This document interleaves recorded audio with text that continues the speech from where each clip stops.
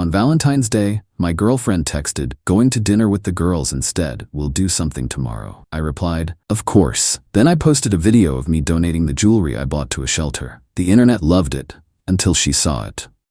I'm not the kind of guy who makes a big deal out of Valentine's Day. To me, it's a Tuesday. But my girlfriend of 3 years, Jessica, was the opposite.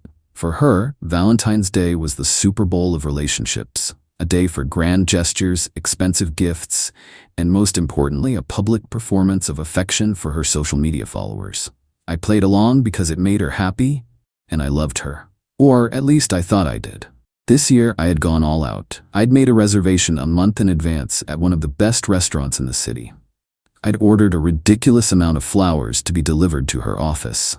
And on my desk, in a sleek, dark blue box, sat a diamond necklace that had cost me more than my first car. I was ready to play my part in the grand theater of her Valentine's Day. At around noon on the day itself, while I was in the middle of a client meeting, my phone buzzed. It was a text from her.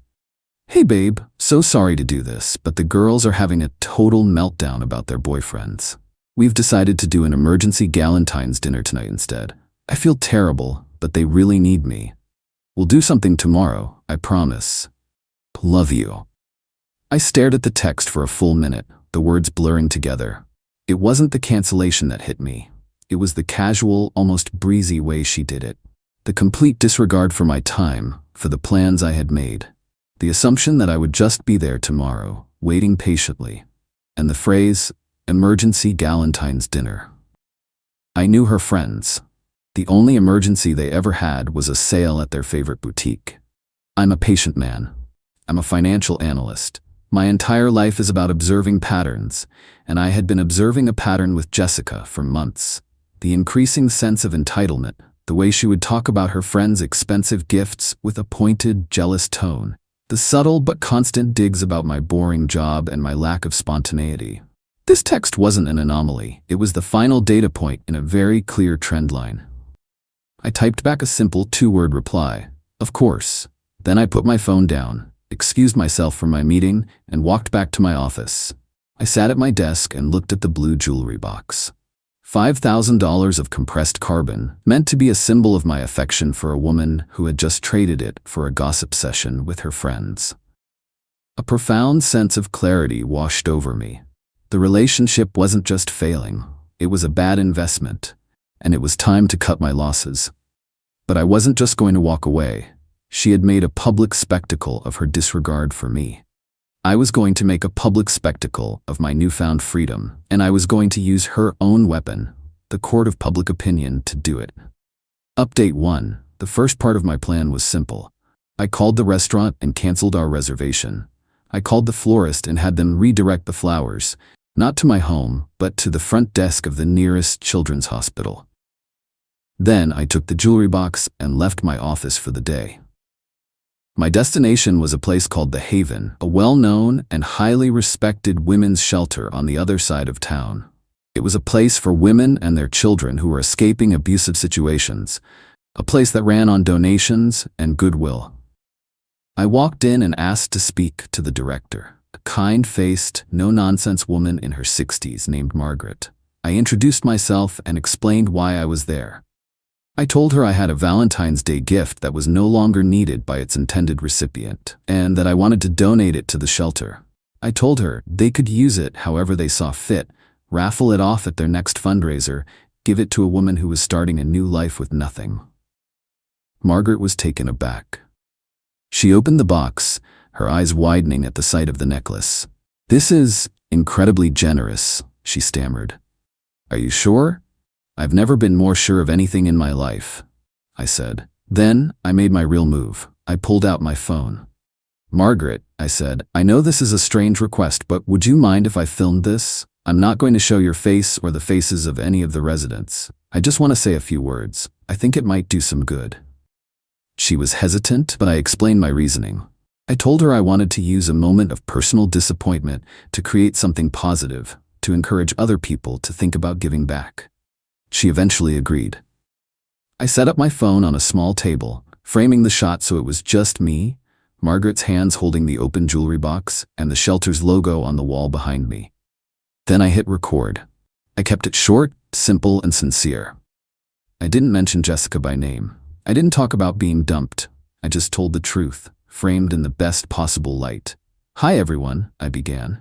"My name is Alex. Today is Valentine's Day, and like a lot of people, I had plans. I bought these flowers and this necklace for someone I care about very much. But life happens, and plans change, and I was left with a choice. I could be sad, or I could try to turn this into something good." I gestured to the necklace. This was supposed to be a symbol of love for one person, but now it's going to be a symbol of hope for many. I'm here at The Haven, a wonderful organization that helps women and children get back on their feet. I'm donating this to them in the hopes that it can help them continue their incredible work. I looked directly into the camera. So if your Valentine's Day didn't go as planned today, I just want to say, you're not alone. And maybe, just maybe, the best way to heal a broken heart is to help someone else mend theirs. Happy Valentine's Day, everyone. I stopped recording, thanked Margaret for her time, and left. I drove home, edited the video slightly to add the shelter's website and donation link, and then I posted it. Not on my personal page, but on a popular local news and events page on Facebook and on Twitter, with a few relevant hashtags, #Valentine's Day, Pay It Forward, and the name of our city. Then I turned off my phone, poured myself a glass of whiskey, and waited for the internet to do its work. It didn't take long. By the time I woke up the next morning, the video had exploded. It had been shared thousands of times. The local news page had made it their top story. My face was everywhere. The comments were a tidal wave of positive reinforcement. This is what a real man looks like. Someone's ex is crying in a corner right now. What a huge mistake she made. I just donated to The Haven in your name, Alex. Thank you for the inspiration. The story had a hero, me, a villain, the anonymous heartless ex, and a good cause. It was perfect viral catnip. By mid-morning, my phone was ringing off the hook with calls from local news stations wanting to do a story on the Valentine's Day angel. I politely declined all of them, saying I didn't want the attention. This, of course, only made me look more humble and heroic. The first contact from Jessica came around noon. It was a single baffled text. "My phone is blowing up. What did you do?" I didn't reply. An hour later, she called. I let it go to voicemail. The message she left was a masterpiece of cognitive dissonance. She was confused, angry, and utterly unable to process the fact that I had done something so significant without her permission. "Alex, what the hell is going on?" she said, her voice tight with suppressed rage. "My mom just called me, asking if we broke up. That video is everywhere. You donated my necklace, the one you bought for me. You had no right. Call me back right now." Her necklace, the one she had never seen, never touched, never even known about. The sense of ownership, the sheer, unadulterated entitlement, was breathtaking. I still didn't reply. I was waiting for her next move. I knew it wouldn't just be anger. It would be a full-scale public relations war, and I was ready for it. Update 2. The counteroffensive began that afternoon. Jessica, unable to get to me directly, took to the one battlefield she thought she could win on: social media. She posted a long, rambling story on her Instagram, complete with a tearful selfie. The story was a work of fiction. She claimed that we had a minor disagreement and that in a fit of toxic, manipulative rage, I had staged the entire donation video to publicly humiliate her and paint her as a villain. She said the necklace was a gift I had already given her and that I had stolen it back from her just to make my disgusting, self-serving video. Her friends, her loyal Greek chorus of enablers, immediately jumped into action. They shared her post, adding their own commentary. "He's always been a controlling psycho. This is what she's been dealing with for years. This isn't charity, it's emotional abuse. Abuse. Don't fall for his act. She ditched him for one night to support her friends, and he does this? The man is a walking red flag." They tried to flip the script, to recast me as the villain and her as the victim. It was a good strategy, but it had one fatal flaw. It was built on a foundation of lies, and I had the receipts. I didn't engage with them directly. That would have been messy and would have just fed the drama.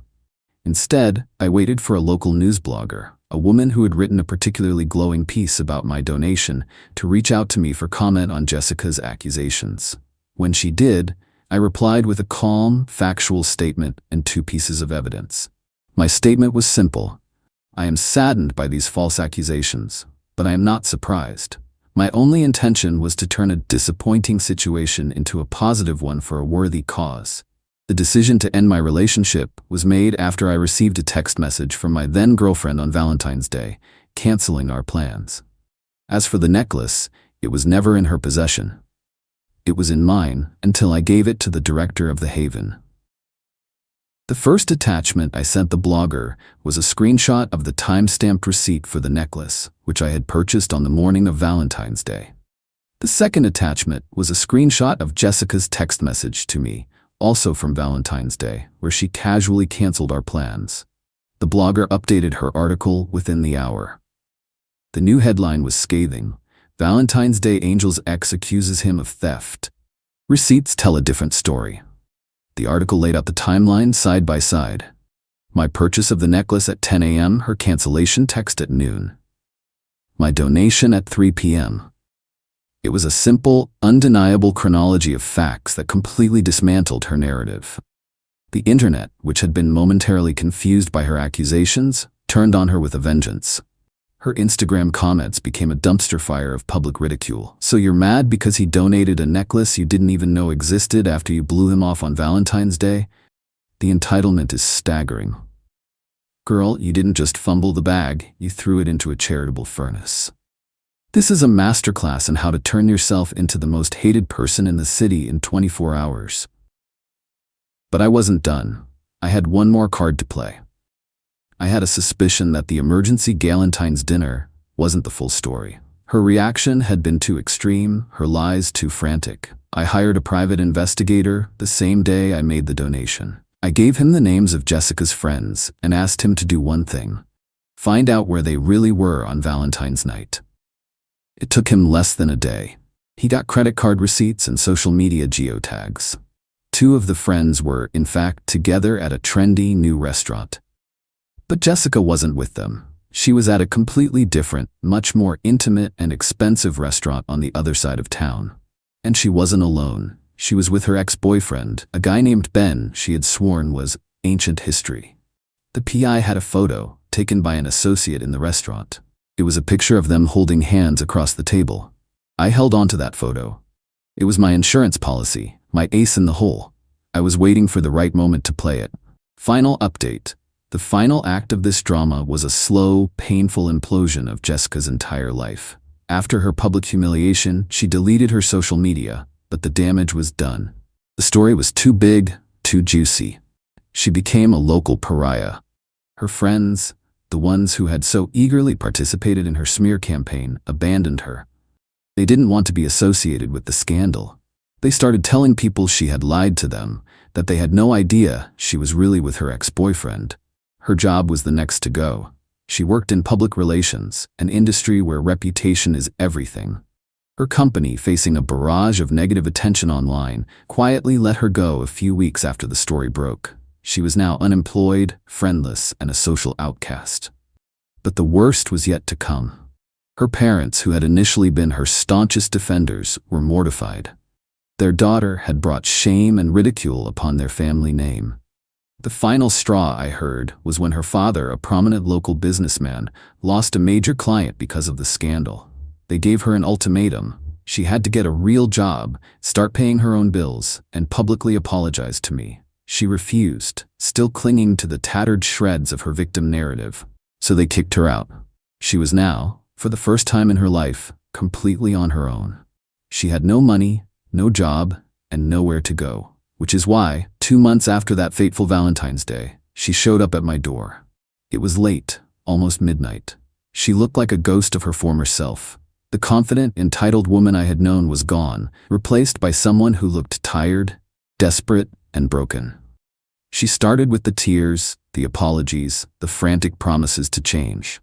She told me she had made a terrible mistake, that Ben meant nothing, that she loved me. I let her talk for a full 5 minutes. When she was done, I didn't say a word. I just pulled out my phone and showed her the picture of her and Ben, holding hands in the restaurant on Valentine's Day. Her face crumbled. The last of her lies had been stripped away, leaving only the ugly, undeniable truth. I know everything, Jessica, I said, my voice quiet. I've known since the beginning. She started begging then, a desperate, pathetic plea for a place to stay, for a little money to get back on her feet. I just shook my head.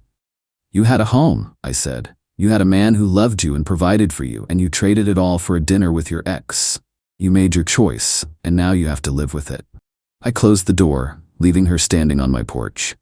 My revenge was never about the necklace. It was about showing her and the world the true value of things. She valued a momentary thrill over a lifetime of loyalty. I valued my self-respect over a relationship built on lies. And in the end, we both got exactly what we deserved.